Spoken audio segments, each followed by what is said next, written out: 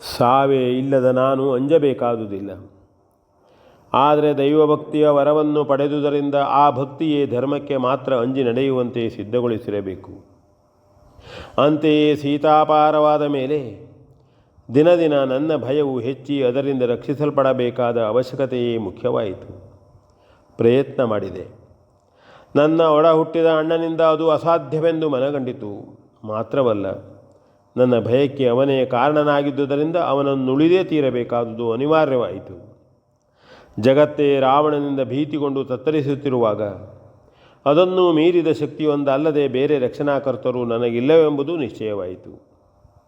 ಶ್ರೀರಾಮನಲ್ಲಿ ಅಂತಹ ವಿಶೇಷವಿದೆ ಎಂದು ಮಾರೀಚನ ಮುಖದಿಂದ ಹಿಂದೆಯೇ ನಾನು ಕೇಳಿದ್ದೇನು. ಹಾಗೆಯೇ ಕೇಳುತ್ತಾ ಕೇಳುತ್ತಾ ಹನುಮಂತನ ಸಾಹಸವನ್ನು ಕಂಡು ಅದು ಖಚಿತವಾಯಿತು. ಬದುಕಿಯೇ ಇರಬೇಕಾದ ನಾನು ಧರ್ಮದಂತೆ ನಡೆದುಕೊಂಡಿರಬೇಕಾದುದು ನನ್ನ ಕರ್ತವ್ಯವು. ಅದಕ್ಕಾಗಿ ನನ್ನನ್ನು ರಕ್ಷಿಸುವ ಏಕಮೇವಾದ್ವಿತೀಯನಾದ ಕರ್ತನು ಸೀತಾಪತಿ ಎಂದೇ ಭಾವಿಸಿ ಶ್ರೀರಾಮನ ಸನ್ನಿಧಿಯಲ್ಲಿ ನನ್ನನ್ನೂ ನನ್ನ ಕರ್ಮವನ್ನೂ ಒಟ್ಟಾಗಿ ಸಮರ್ಪಿಸುವ ಸಂಕಲ್ಪವನ್ನು ಮಾಡಿದೆನು. ಆಗಲೇ ಬ್ರಹ್ಮದೇವನ ವರವು ನೆನಪಾಗಿ ಸದಾ ದೈವಭಕ್ತಿಯೇರಬೇಕಾದ ತನ್ನ ಹೃದಯದಲ್ಲಿ ಶ್ರೀರಾಮನ ಕುರಿತಾದ ಭಕ್ತಿ ಉಂಟಾದುದರಿಂದ ಅವನೇ ದೇವರೆಂದು ಸಿದ್ಧಾಂತವಾಯಿತು. ಆ ನಿಮಿಷದಲ್ಲಿಯೇ ಅವನ ಆಶ್ರಯವನ್ನು ಬಯಸಿ ಬಂದಿರುತ್ತೇನೆ. ದೇವರನ್ನು ಕಾಣುವ ಶಾಸ್ತ್ರೋಕ್ತವಾದ ಪರ್ಯಾಯ ವಿಧಾನಗಳಿಂದ ತಾನಾಗಿ ಶ್ರೀರಾಮನ ಮಹತ್ವವು ನನಗೆ ಗೋಚರಿಸಿತು. ಅಂತೆಯೇ ನನ್ನ ಜೀವನದಲ್ಲಿ ನಾನು ಮೊನ್ನೆ ಪ್ರಪ್ರಥಮವಾಗಿ ಪ್ರಾಪ್ತಿಸಿಕೊಂಡ ಆ ದಿವ್ಯ ದರ್ಶನ ಸಾರವನ್ನೇ ನಾನು ಮರೆ ಹೋಗದೆ ನನಗೆ ಬೇರೆ ಸ್ಥಳವಿಲ್ಲ. ಶ್ರೀರಾಮನು ಅಣ್ಣನಿಗೆ ಶತ್ರು ಇರಬಹುದು, ಆದರೆ ನಮ್ಮಣ್ಣನಿಗೆ ಅವನೇ ಶತ್ರುವು. ಹಾಗಾಗಿ ಅವನವರು ಅವನಿಗೆ ಶತ್ರುಗಳಾಗಿರುವುದು ಅವರಿಗೆ ತಕ್ಕುದಲ್ಲ. ಅದನ್ನು ಕಳೆಯುವುದಕ್ಕಾಗಿ ಅವನ ತಮ್ಮನಾದ ನಾನು ಹೊರಟಾಗ ನನಗೆ ನನ್ನ ಅಂತರಂಗದಲ್ಲಿ ಸುಪ್ರಾಪ್ತವಾದ ಸಂಪತ್ತು ಶ್ರೀರಾಮನ ಮಹತ್ವ ಒಂದೇ.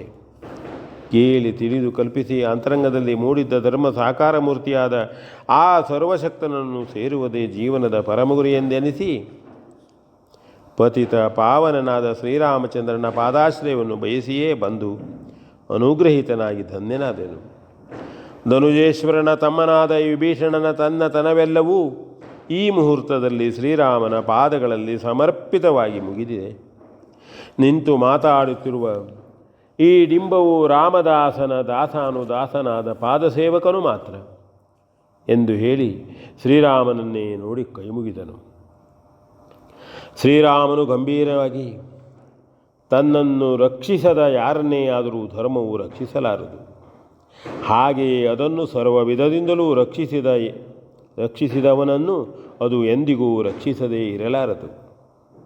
ಶರಣನಾದ ವಿಭೀಷಣನೇ ಅದಕ್ಕೆ ನಿದರ್ಶನನಾಗಿ ಅರಿಯದ ಲೋಕವು ಅದನ್ನು ಕಾಣಲಿ. ಲಂಕೆಯಲ್ಲಿ ರಾವಣನಿಂದಲೇ ತಲೆದೋರಿದ್ದ ಅಧರ್ಮವನ್ನು ದೂರೀಕರಿಸಲು ಬಹುಮಂದಿ ಪ್ರಯತ್ನಿಸಿರಬೇಕು. ಅರಸನು ಸ್ವೇಚ್ಛಾಚಾರಿಯೂ ಆದ ಅವನನ್ನು ನಯನೀತಿಗಳಿಂದ ಸರಿಪಡಿಸಲು ಪ್ರಯತ್ನ ಮಾಡಿ ಕೊನೆಗೂ ಹತಾಶನಾಗಿ ಅವರಲ್ಲಿ ಅವನ ತಮ್ಮನಾದ ವಿಭೀಷಣನು ನಮ್ಮ ಆಶ್ರಯವನ್ನು ಬಯಸಿ ಪಡೆದಿರುವನು. ಧರ್ಮ ಪಕ್ಷಪಾತಿಗಳು ಯಾರು ಎಲ್ಲಿರುವರೋ ಅವರೆಲ್ಲರೂ ನಮ್ಮವರು ಎಂದು ತಿಳಿಯುವ ಸ್ವಭಾವವೇ ಜಗತ್ತಿನ ಹಿತಸಾಧನೆಗೆ ಮೂಲವು. ನಮ್ಮತನವನ್ನು ಎಲ್ಲೆಲ್ಲಿ ನಾವು ಶುದ್ಧಾಂತಃಕರಣ ಸಹಿತವಾಗಿ ಕಾಣಬಹುದೋ ಅಲ್ಲೆಲ್ಲ ಅದೇ ನಮ್ಮನ್ನು ಹಾಗೆಯೇ ಕಾಣುತ್ತಿರುತ್ತದೆ. ಆ ಹೊಂದಿಕೆಯ ಸಿದ್ಧತೆಗಳು ಪೂರ್ಣಗೊಂಡಾಗ ಯಾವ ಅಡೆತಡೆಗಳಿಲ್ಲದೆ ಅದು ತಾನಾಗಿ ಹೊಂದಿಕೊಳ್ಳುತ್ತದೆ. ವ್ಯಕ್ತಿಯ ಆರಾಧನೆಯನ್ನೇ ಮಾಡಬೇಕೆನ್ನುವ ಪಂಥವು ಆ ವ್ಯಕ್ತಿಯ ಜೀವಾಳದ ತತ್ವವನ್ನೆಂದೂ ಮರೆತಿರಬಾರದು. ಮಾತ್ರವಲ್ಲ, ಯಾವ ವ್ಯಕ್ತಿಯಾದರೂ ತಾನು ಆರಾಧಿಸಲ್ಪಡುವುದಕ್ಕಾಗಿ ಏನನ್ನೂ ಮಾಡಬಾರದು. ಮುಖ್ಯವಾಗಿ ಇದನ್ನೆಲ್ಲರೂ ತಿಳಿದಿರಬೇಕು. ನಾವು ಮೆಚ್ಚುವ ಯಾವ ತತ್ವವಿದೆಯೋ ಅದನ್ನು ಧರ್ಮದೃಷ್ಟಿಯಿಂದ ಪರಿಶೀಲಿಸಿ ಸಾಧುವಾದುದು ಎಂದು ಮನಗಂಡ ಮೇಲೆ ಅದು ಧರ್ಮವೇ ಆಗಿದೆ ಎಂದು ತಿಳಿದು ಅದೇ ವಿಶ್ವಾಸದಿಂದ ಅನುಷ್ಠಾನಕ್ಕೆ ತರುವುದು ಅತ್ಯಂತ ಶ್ರೇಷ್ಠವಾದ ಮಾರ್ಗವು. ಅದಕ್ಕಾಗಿ ನಮ್ಮನ್ನು, ಧರ್ಮವನ್ನು, ಪರಿಸ್ಥಿತಿಯನ್ನು ಚೆನ್ನಾಗಿ ಮನವರಿಕೆ ಮಾಡಿಕೊಳ್ಳಬೇಕಾದುದು ವಿಹಿತವು. ವಿವಿಧ ವಿಧಾನಗಳಿಂದ ನಾವದನ್ನು ಬಗೆಹರಿಸಿಕೊಂಡು ನಮ್ಮನ್ನು ನಾವೇ ರೂಪಿಸಿಕೊಳ್ಳಬೇಕು. ತಂದೆ ತಾಯಿಗಳು, ಜನ್ಮಕ್ಕೂ, ಗುರುವು, ಜ್ಞಾನಕ್ಕೂ, ಸ್ನೇಹಿತರು, ಹಿತಸಾಧನೆಗೂ, ಜಗತ್ತು, ಜೀವನಕ್ಕೂ ನಮಗೆ ಸ್ಥೂಲ ರೀತಿಯ ಕಾರಣಗಳು. ಅವುಗಳನ್ನು ಉಳಿದು ನಮ್ಮತನವು ವ್ಯವಹಾರದಲ್ಲೆಲ್ಲಿಯೂ ವ್ಯಕ್ತವಾಗುವುದಿಲ್ಲ. ಆದರೆ ಈ ಎಲ್ಲವುಗಳಿಗೂ ನಾವೇ ಕಾರಣರು ಎಂದರೆ ನಮ್ಮ ಹುಟ್ಟೇ ಕಾರಣವು. ಹುಟ್ಟಿಗೆ ತಂದೆ ತಾಯಿಯರಂತೆ ಹುಟ್ಟತಕ್ಕವನ ಪ್ರಾರಬ್ಧವೂ ಕಾರಣವಾಗಿದೆ. ಅದನ್ನುಳಿದು ಯಾವ ವ್ಯಕ್ತಿಗೂ ತನ್ನತನವೆಂಬುದಿಲ್ಲ. ಪ್ರಾರಬ್ಧವೆಂಬುದು ವ್ಯಕ್ತಿಯನ್ನು ಹುಟ್ಟಿನಿಂದ ಅಂತ್ಯದವರೆಗೆ ತನ್ನ ಹಿಡಿತದಲ್ಲಿ ಅವನರಿಯದಂತೆ ಹಿಡಿದಿರುತ್ತದೆ. ಅದನ್ನು ಮೀರಲು ಯಾರಿಗೂ ಸಾಧ್ಯವಿಲ್ಲ. ಜನ್ಮಾಂತರೀಯವಾದ ಕರ್ಮದ ಫಲವು ಅನುಭವಿಸಲ್ಪಡುವುದಕ್ಕಾಗಿಯೇ ಒದಗುವ ಜನ್ಮದಲ್ಲಿ ಅನುಭವಿಸಲೇಬೇಕಾದುದು ಪ್ರಾರಬ್ಧವು.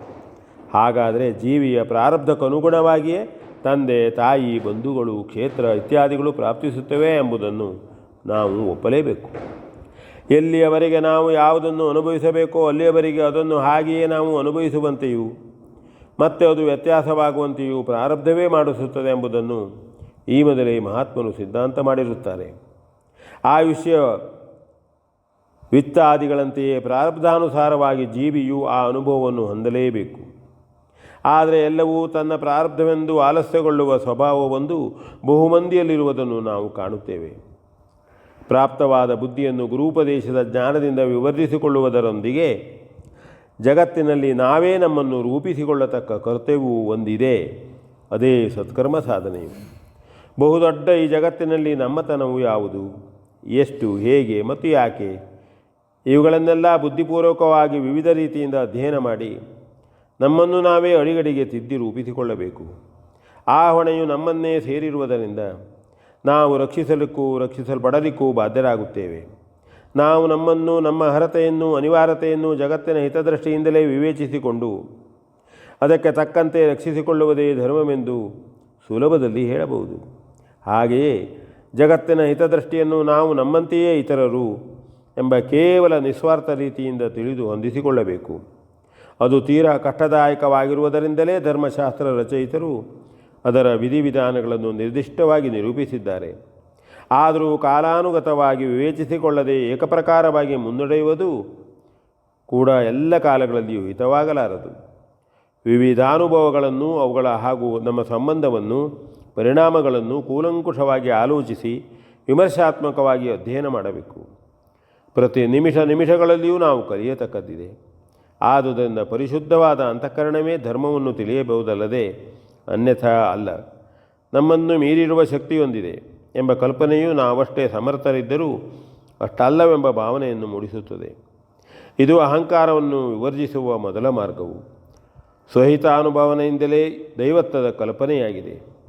ಆದರೆ ತನ್ನ ಹೀನತೆಯು ಯಾವುದು, ಎಷ್ಟು, ಹೇಗೆ, ಯಾಕೆ ಎಂಬಿತ್ಯಾದಿ ವಿಚಾರಗಳನ್ನು ನಿರ್ಣಯಿಸಿಕೊಳ್ಳದಿದ್ದರೆ ಅದು ಮಾತ್ರ ಹೇಳಿತನವಾದೀತು. ವಿ ಎನ್ ಭಾಗವತ್, ಮರಬಳ್ಳಿ.